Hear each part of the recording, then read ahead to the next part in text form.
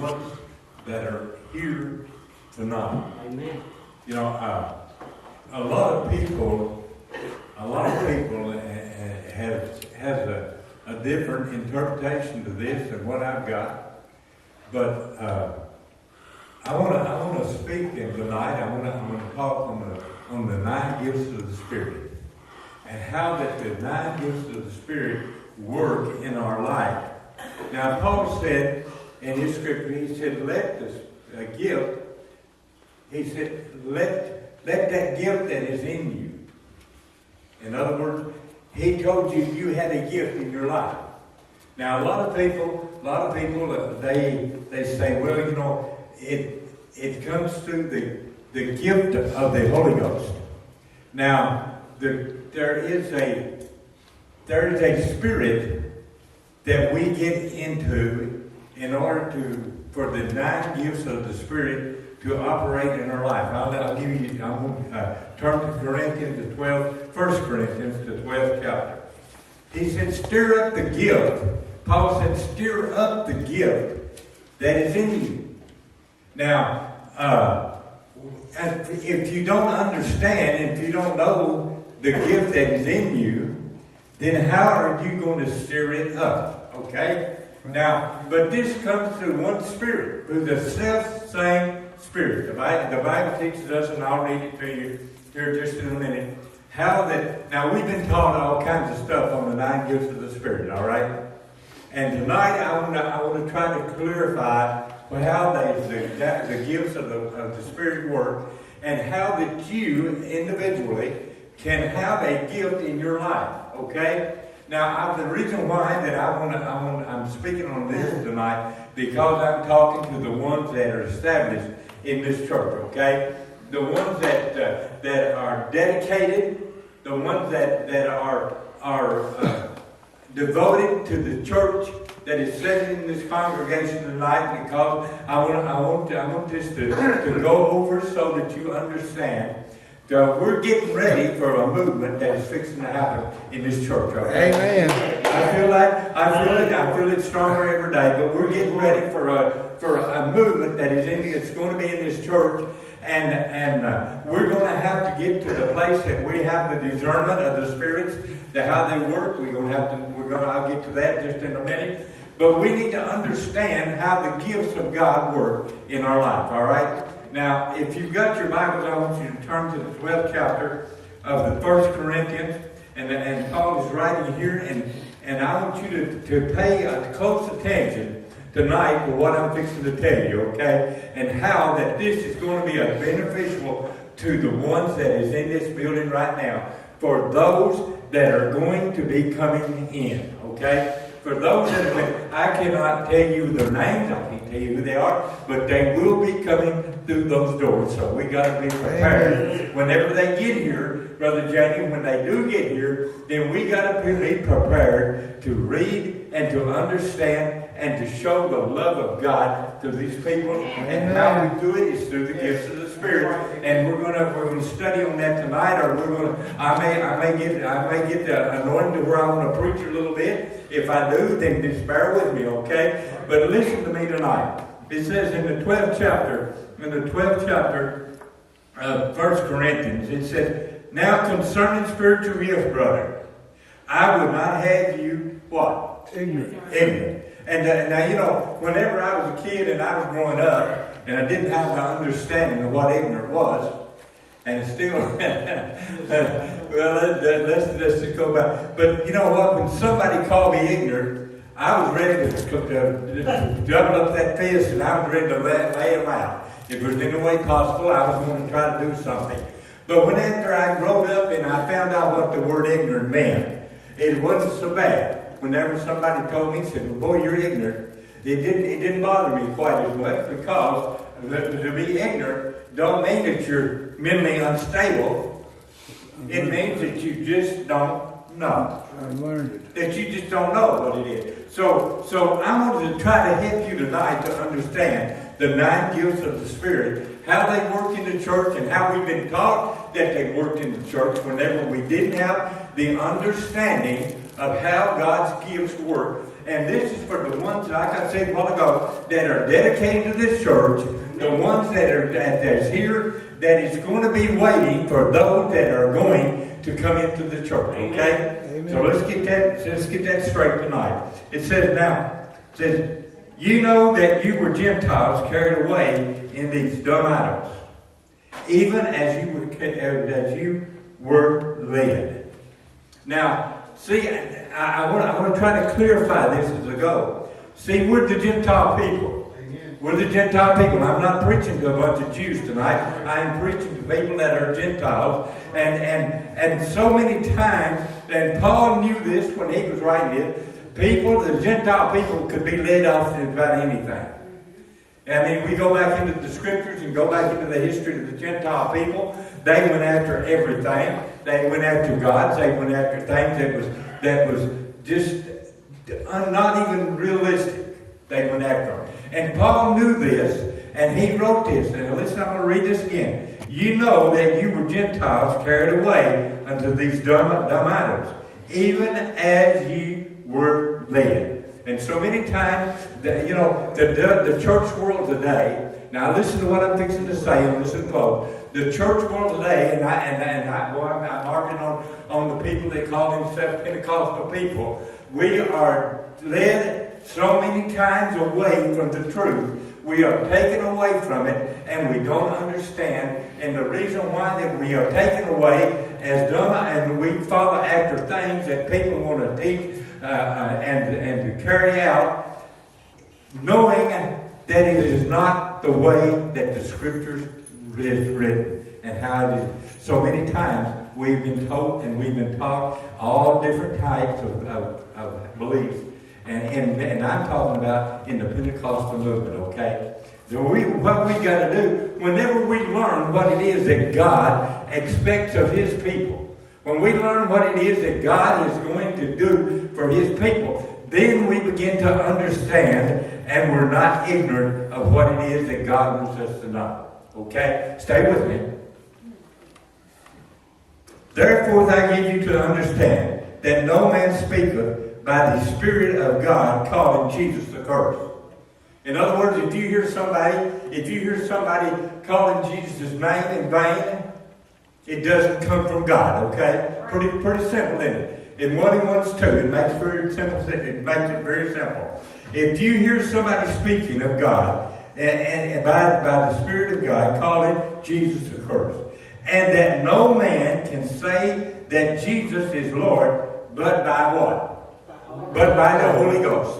Whenever we understand that whenever that we begin to speak of God, of Jesus Christ, you know what we begin to do, Brother Jamie? I feel the presence of the Lord right now. Amen. Listen, whenever that we begin to speak of the thing called Jesus Christ, then something begins to happen. We become into a spiritual spirit that begins to come over us. The self-same spirit that the Bible is speaking of begins to come over us, and as that spirit begins to deal with us, and we begin to say, Jesus Christ, my Son, my Lord and Savior, Jesus Christ. That does not come from Satan. It doesn't come from something except what? The Spirit of God. Amen. Very simple. It's very simple. And Paul knew this was. Why? Because Paul had experienced something. He has experienced something, and on the road to Damascus, Paul got awakening like you've never seen before, and Paul had the understanding, and from that time on, he was not ignorant concerning God, because God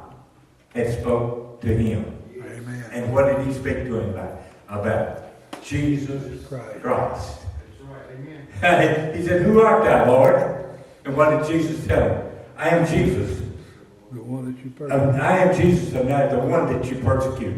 It's me." He's talking about, Jesus said, "It's me." So he knew that it was God that was speaking to him, and he knew that he was speaking of the man called Jesus Christ. Now listen to what it says. "And no man can say that Jesus is Lord, but by what? The Holy Ghost. But by the Holy Ghost." Now listen, whenever Paul knew that who it was that was speaking to him, it was the Holy Ghost power of God that he was talking about.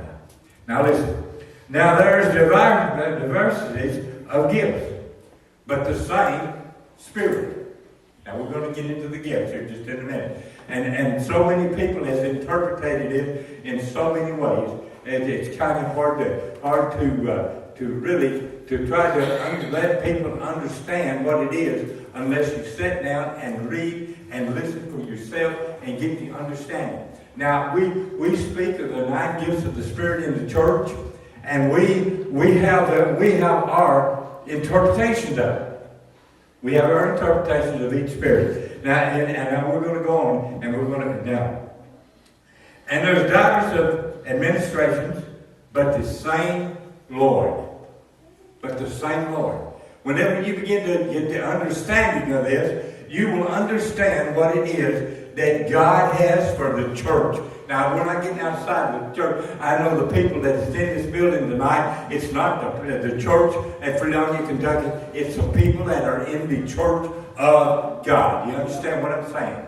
It's not just this congregation. It's the whole church that God has to work through. Okay. All right, now it says, well done, read that. But the manifestation of the Spirit is given to every man to profit withal. Okay? It's in other words, but the manifestation of the Spirit is given.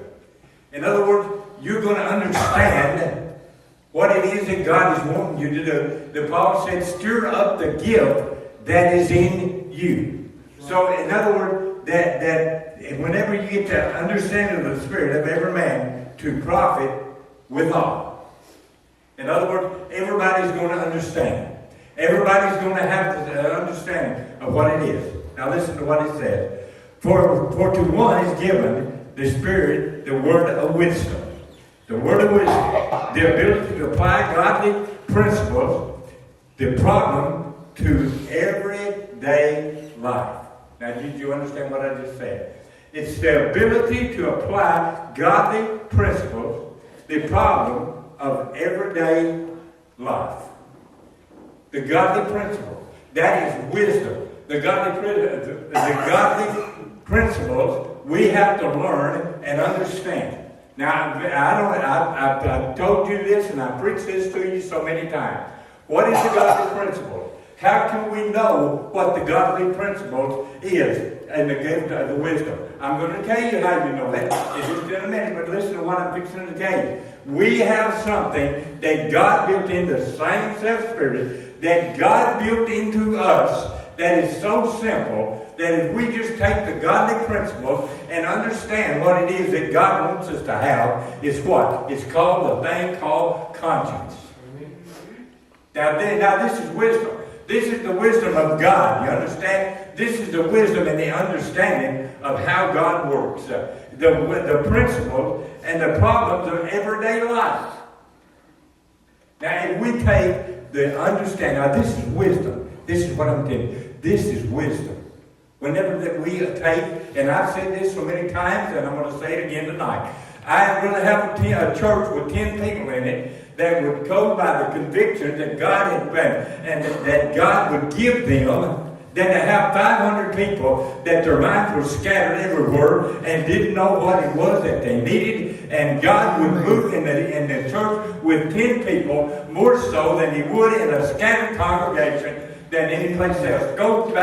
Let's go back into the day of Pentecost, whenever the 120 was in the upper room, but they had the wisdom, they had the ability to apply godly principles. What was they doing?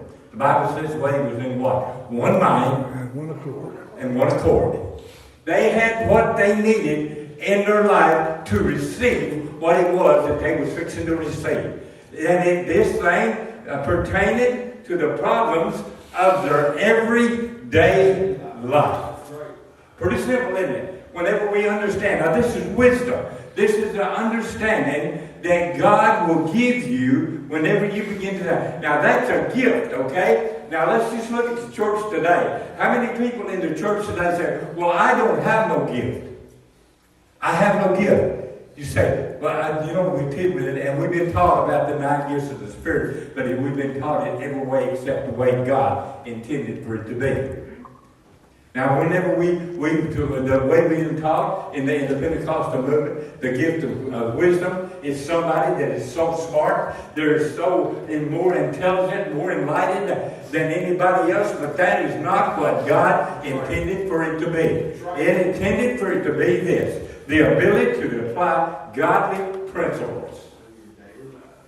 Godly principles. That is wisdom. That is something that we as Christian people have got to latch on to. You say, but I'm not very smart. I'm not educated. I've not done all this. I don't have a degree in this, a doctor's degree in all this. You don't have to. All you got to do is have the principles that you need in your life to show the gift of wisdom. Whenever we get this in our mind, and we've been taught that in the movement, the Pentecostal movement, that if you got to be smarter or you got to be a preacher that has got more not common sense, but more intelligence than anybody else that can go into the Bible and begin to preach and to begin to twist the scriptures to make it sound so good whenever they don't have the principles they need in their life in God's movement of way He wants to move. Amen.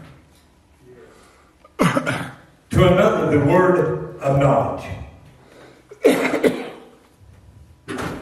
Knowledge, what is knowledge? It's communication, spiritual and doctrine issues. Spiritual issues. Now this is knowledge.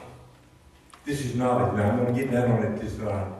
How many people have you ever seen when you went into a church somewhere and you didn't get a warm welcome when you went into the church? Communication, spiritual and doctrine issues. Communication.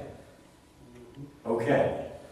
Whenever you have you have the knowledge of God, you're not going, when somebody comes into the church and there are new members into the church, or a new convert that is coming to the church, and we have got to have enough understanding to have the communication that we need in our minds to make that person what?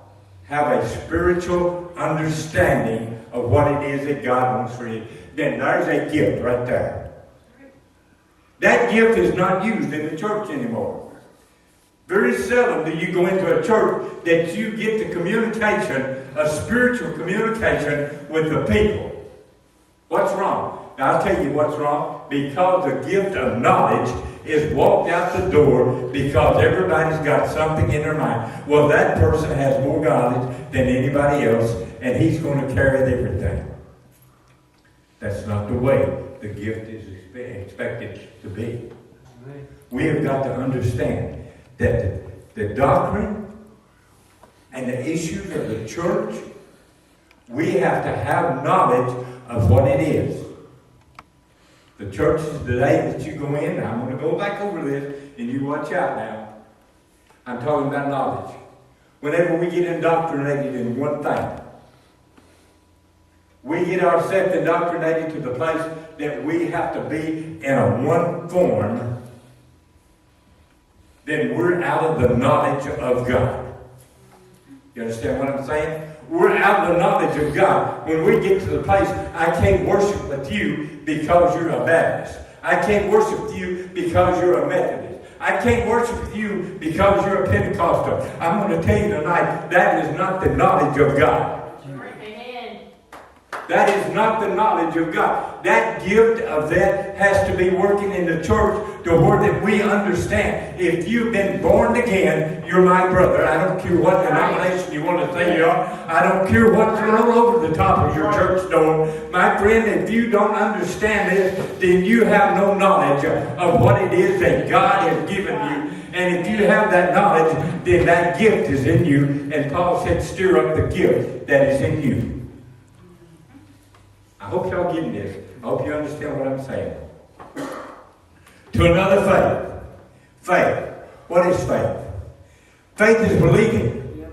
It's believing. How many people tonight have the faith to believe that God can heal?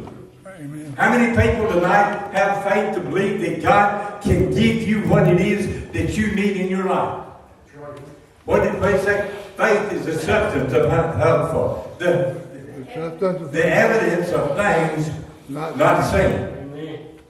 Whenever that we begin to pray, when we begin to pray and God begins to, what is it that you want? What is it that you need from God? That is the substance that you need. It's something that you need from God. That is the substance. The evidence is of things not seen. In other words, if you believe it, God will do it. He just in the scripture said, whatsoever you ask in my name, in faith believing, what did he say? I will do it. Now we begin to give something to faith. What is faith? Faith is whenever that you believe that this man called Jesus Christ can do what it is when you ask him. And without a doubt in your mind, whenever you begin to talk to God about a situation, believe that God will do it, and I'll guarantee you, he's not going to contradict himself. He's going to do what he said he would do. Amen. Without a doubt. By the self-same Spirit, to another faith, by the same Spirit, to another the gift of healing. I'm going to get on healing here. By the same Spirit. Okay, we're going to go back to faith. Hallelujah, we're going to go back to faith. Now, I want to tell you something about healing. You know, whenever that we have the gift of healing,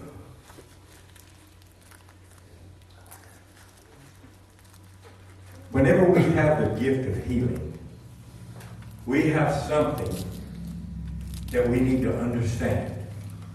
Whenever that we pray, and there is the gift of healing, God will give people the gift of healing, okay? But in order for us to have that gift in our life, we got to separate ourselves from ourselves and of the Lord. I hope you understand what I'm saying. In other words, whenever you pray for somebody for healing, you don't pray, look what I have done. No. Okay? You have that gift of healing, but God gave you it by the self-same Spirit. In other words, whenever you pray for somebody and that person gets healed, what you don't do is say, look what I have done. Now that's a gift that God has given. But if you abuse that gift, listen what I'm telling you. If you abuse that gift, God will remove that gift from you. Why? Because you glorify yourself more than you do the one that done the healing. Amen. That's how that gift is working in our life today. And that gift will work to them that don't want to take the credit for it, but will give God the glory for what it is that He has done. Man, I'm telling you, I've seen so many people say, you know what, when I prayed for that person today, God done something, and I know I had something to do with it. You had nothing to do with it. That's right. God gave you a gift, you used the gift, and God done the glory, done the work, and He gets the glory for it. I'm going to tell you something tonight. Somebody comes up here to be prayed for. Somebody comes up here to be prayed for. Say they got a withered arm or a withered hand and they can't straighten it out. Jesus done this. And they got a withered hand and they can't straighten it out. And you feel that God has given you the gift of healing. And you begin to pray for that person. And all of a sudden, God begins to do the work. And we've seen it right here in this church. Amen. And God begins to do the work. And we begin to see God do the work. We don't say, look what I have done. We're to say, look what God has done. Yes, Lord. And whenever we begin to give Him the glory for it, then God will convince, take and give us the healing that we can have in the church and in the church world today. But you know what we've got away from? We've got to run away from all this stuff. I've got to have this, I've got to have that. And if I don't get this, I don't get that. People say, send me $500 and I will pray and God will heal you. I'm going to tell you tonight, with an attitude like that, God is not going to heal nobody. Amen. Amen. God's not going to do it. But if whenever you begin to pray and you begin to believe, then God is fixing to work a miracle in the church. He's going to work the healing in the church. That's why that the church today does not have the healing that it needs in the church. Whenever the church world today is sick, and we don't have enough faith to believe that God will do it, and whenever God does do something, we're going to take the glory for it. It's not going to work. Nope. That gift will not work. If you use it in that manner, God will take that gift from you. Yes, He will. To another, the working of miracles. To the working of miracles.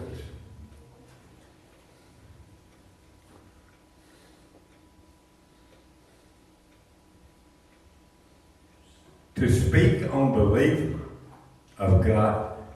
To speak on the belief of God. You understand me? To speak on the belief of God. We are not serving Mohammed. Nope. We are not serving Buddha. We are serving a God that created the heavens and the earth. We are serving a God that can take and turn the water into wine. Amen. Hallelujah. We are serving a God that can work a miracle in your life. Amen. We are serving a God. Why? Because we have the gift. We have the gift of miracles surrounding us. You say, but I don't have it. Yes, you do. Yes, you do. If you have the belief of God. If you've got that belief of God in you, you have got what you need in your life to have a miracle to happen. You say, yeah, but I hadn't seen no water turned into wine.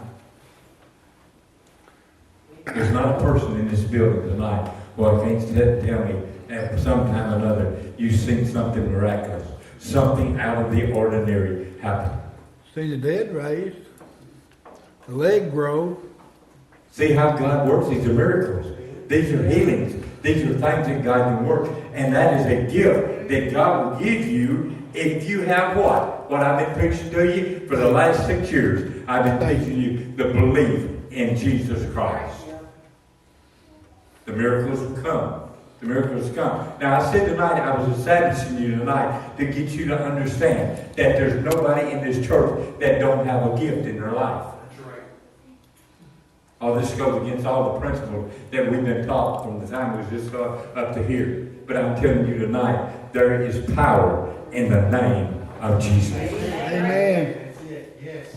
Amen.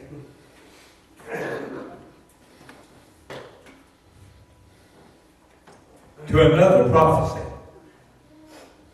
Now, I want to talk to you about prophecy tonight.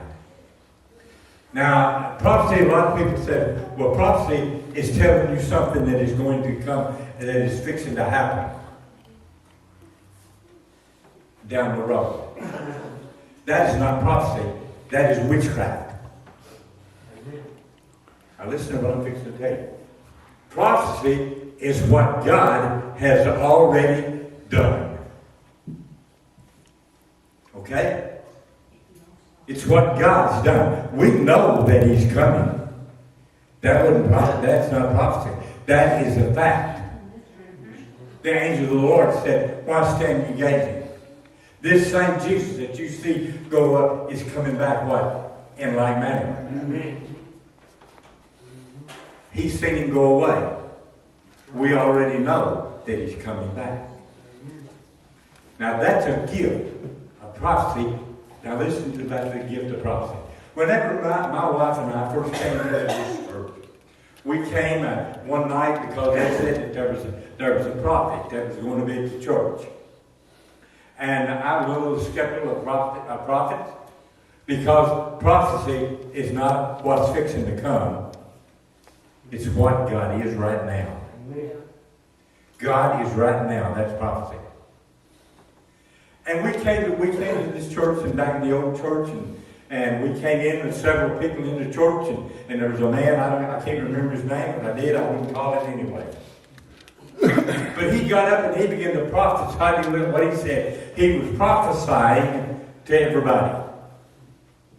And before he left, everybody in the house was going to have a new car. Everybody was going to their check account was going to get so big they didn't know what they was going to do with it. And there were some people in this church that at that time, some ministers was in that building that night. And it went on for a few months, and I began to get the calls. We took the church and began to preach here in the church, and it wasn't long till we began to get the calls. Brother Walls, I said, yes, what can I do for you? They said, you know the night that the prophet was there at the church and he told me that I was going to get a new car. Brother Wallace, can you tell me when I'm fixing to get that car or when I'm fixing to get that money that he said I was fixing to get? I said, yes, I can tell you when you'll get it. And they said, well, why? But he prophesied it. I said, that's not prophecy, that's witchcraft. And you listen to what I'm fixing to tell you. And I told every one of them people, that one minister, he said he told me that I was going to receive a bunch of money. I would like you to kind of tell me when you think I'm going to get it. I said, yes, I can. He said, well, when will I get it? I said, you're not going to. Them people that's supposed to got new cars, they said, when do you think I will get those new cars? I said, you're not going to get those new cars. That is witchcraft. That is not prophecy. Prophecy is God right now at the time. Amen. That's God. That's what is prophecy. Is what has already happened and what is taking place right now. That's prophecy. My goodness. Now listen, a lot of people don't have the gift of the understanding of prophecy. Whenever somebody gets up, listen to what I'm going to tell you. A person that's got the gift of prophecy will get up and he will preach to you Jesus Christ and Him crucified. And on the third day He came out of the grave. That is the gospel and that's prophecy fulfilled. Amen. Come on. That's how we got to understand the gifts of the Spirit.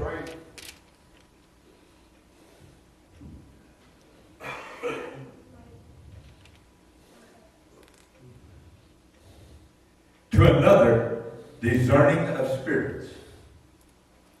All right, we're going to get on to discerning of spirits. To discern spirits comes through knowledge. And it comes through wisdom. Now, you say, but I don't have a discernment of the spirits. Everybody in here has a discernment of spirits. I've heard everybody in this building that is here tonight at some time or another say, I felt a spirit from a certain person. Or it's a godly spirit, or a manly spirit, or a demonic spirit. You understand what I'm saying? These spirits, by those that are believers, work in your life. Now, what I'm fixing to tell you tonight is what I'm telling you tonight, what I'm preaching to you tonight, is to build you and to get you ready for what's fixing to come to this church. Okay? I felt this spirit. God's been dealing with me on this. and I began to work in this, and I began to study and begin to understand what God, and listen to what God was trying to tell me, and to get it to that you guys could understand what it is that what we are asked to do in the church of God.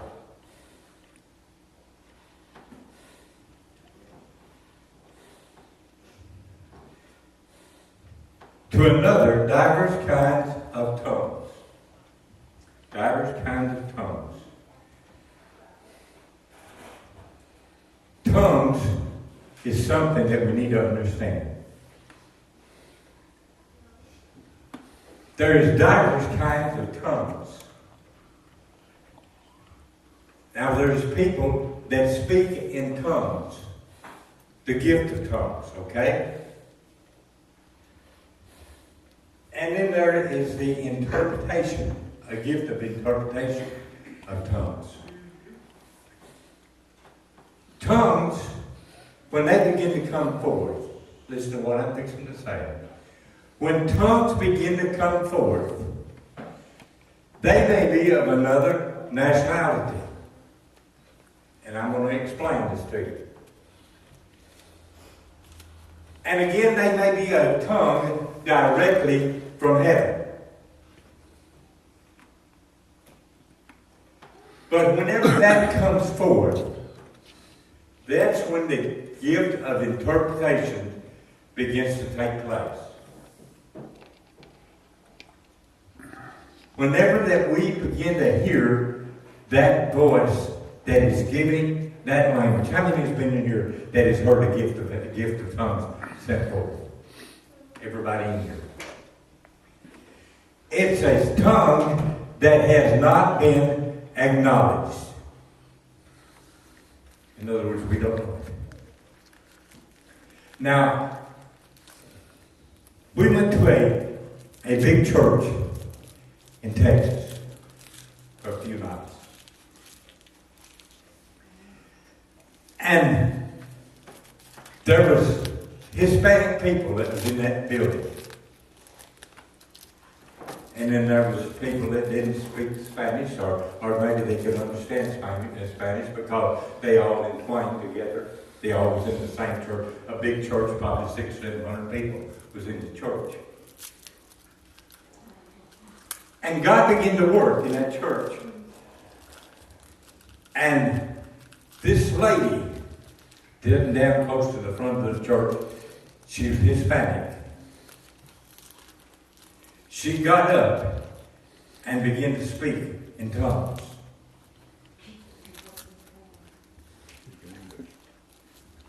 As she began to speak in tongues, this lady that wasn't Hispanic, or this man, I believe it was a man, that gave the interpretations to that message, began to give that message in English.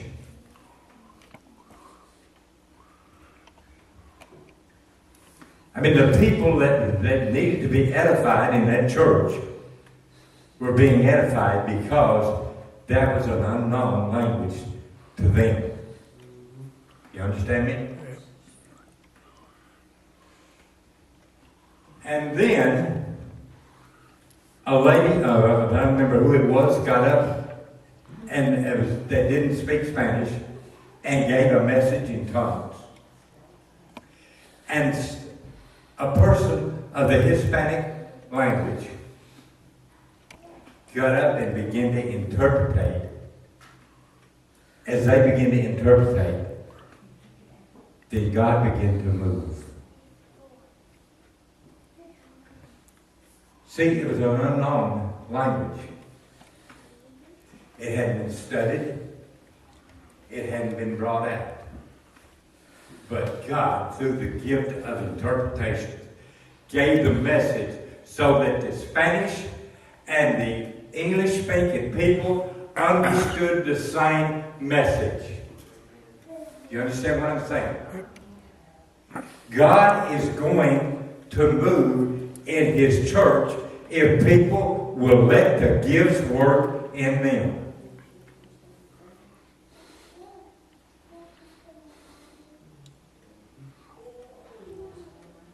But all these worketh that one and the selfsame Spirit, dividing to every man severally as he will. Does anybody understand what severely means?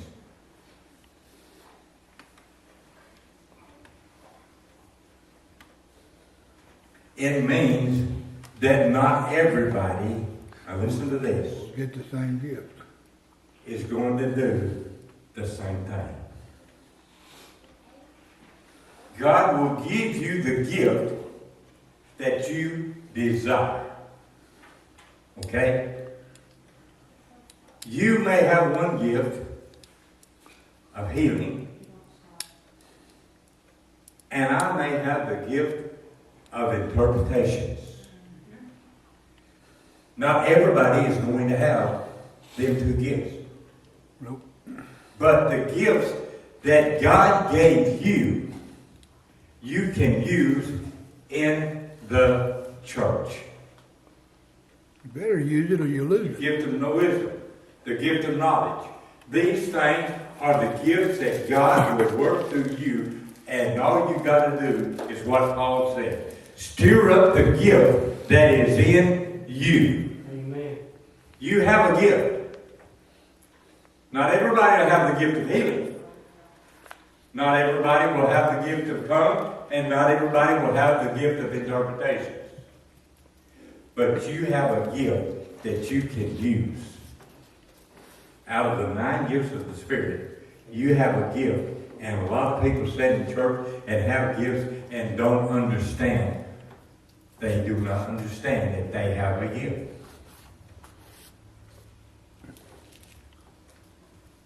That's why Paul says, stir up the gift that is in you. Have you thought of it this way? You know, we've been taught in church, in the church today. We have been, and I've been brought up in the Pentecostal movement, and I guess about everybody in here has. But nobody has ever explained to me the gifts and how they're really supposed to work. But God has showed me, and I'm telling you tonight, you have a gift in your life. You have a gift in your life. You can have any gift that is in you if you so as much as desire it. God will give you that gift. But you've got to do one thing. The self-same Spirit. You have got to give God the glory for everything that is done. You have no other. For God to work in the church the way He's got to do, we have got to give God the glory for it. Whenever that He does the work, we've got to give Him the glory for it. Well, I don't know about y'all, but I got into this today, and I got to studying deep and hard in this. And it's time that we understood if we're going to move forward as a church, the gifts of God, and it's not just a certain gift, but we have got to understand that these gifts have got to be function in the church of the world today, of our church world today. These gifts have got to be functional in the church. This is the function of God's church. That's why he wrote in the Scripture, love your brother as yourself. The Bible, the great commandment was, love your God with all your heart, soul, and mind. These are the gifts that God gives to the church. This is how that we move forward as a church. Not sitting on our seat and not using the gift that God has given you. Man, we got a whole lot here to cover, haven't we? We got a lot to think about here. If we want the church to go forward, you know why the church is not moving today? I'm going to tell you why the church is not moving. You know why the church has messed around and got indoctrinated to the point that they want to bring up everything except what God intended for it to be. You know why? Because they do not use the gift of wisdom, of knowledge.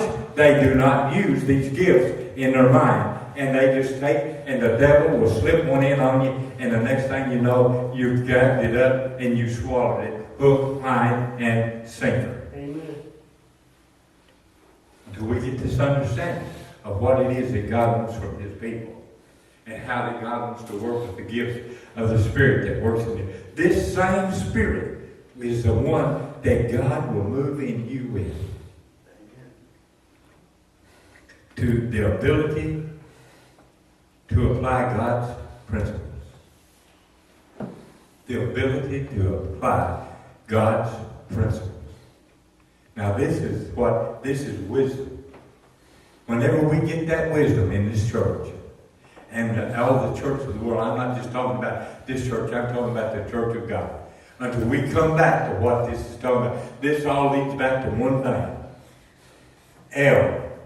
L-O-V-E, love. That's right, amen. And what does the Bible say God is? Love. God is love. Amen. Until we get to the place that we can give Him the glory for what He does, He's not going to work. Until we work through His gifts that He has put into the church and use them the way they're supposed to be used, we're not going to progress as a church. That's right. We can come to church and we can sing our hearts out, Brother Jamie, until people get this in our heart, what it is that you're singing about. That's right. We're not going to get the glory of it. We got to give God the glory for what we do. Yes. It's all in Him. What did He say? I am. I am. It's me, nobody else.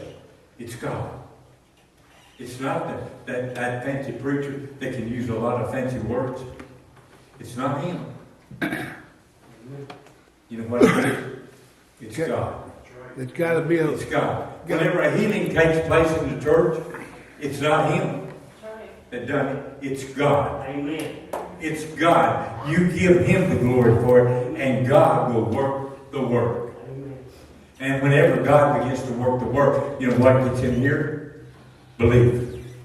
Believe. Believe. Then what is belief? It's our faith that we have in Him. Amen. And when faith begins to work in our life, there's no limit to what it is that God's people can have if we just set our minds to what we believe in Him. I hope y'all got something out of this tonight. Amen. You're sitting in this church, and you're sitting here with the gift. And Paul said, do what? stir up that gift. Stir up the gift that is in you. You stir it up. Let it work. Let knowledge work. Let wisdom begin to work in your life. Let knowledge begin to work in your life. And when somebody in the church sees that your gift is working, they're going to pray more for their gift to work. That's right. That's how God. These gifts. Now I know how we've been taught in the church for years and years and years.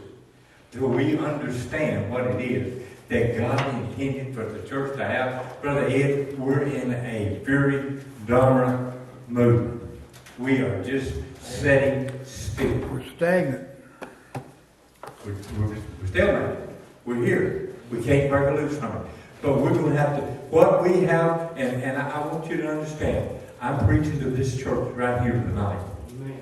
I'm preaching to this church right here tonight. These gifts are for you. These gifts are for you. You may not have the gift of healing. God may not give you the gift of healing. But if He gives you the gift of healing, you give Him the glory for what it is that He does. That's right. Amen. Amen. If He gives you the gift of miracle, when you ask for a miracle, God will give Him the glory for the miracle. See, we don't do that no more. Well, look what I done. You know, I prayed for this person, and God healed them. I had done it. No, you ain't done nothing. They got healed. I prayed for them, and they got healed. You prayed for them, but God done the work. That's right. My goodness. You know what? There's no limit to what God's church can do and have. Mm-hmm. Amen.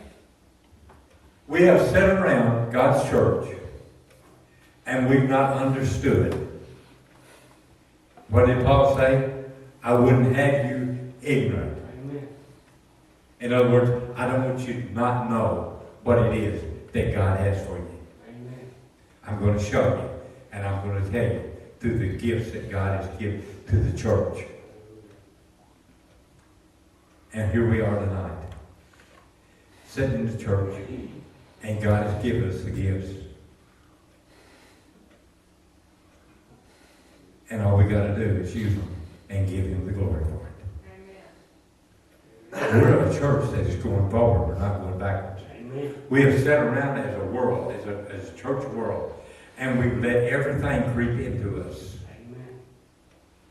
We've let the ungodly people take control of what our church is. Amen. We have let doctrination come in and take control of the church. And you know what that indoctrination has done? It has pushed God out the door. There's only one plan of salvation. I don't care what you say. Jesus died on the cross one time. He won't die again. Amen. Amen. Yes. Jesus rose from the grave one time. He won't rise again. That's right. Amen. This time He won't come up. He's coming down. That's right. Amen. Amen.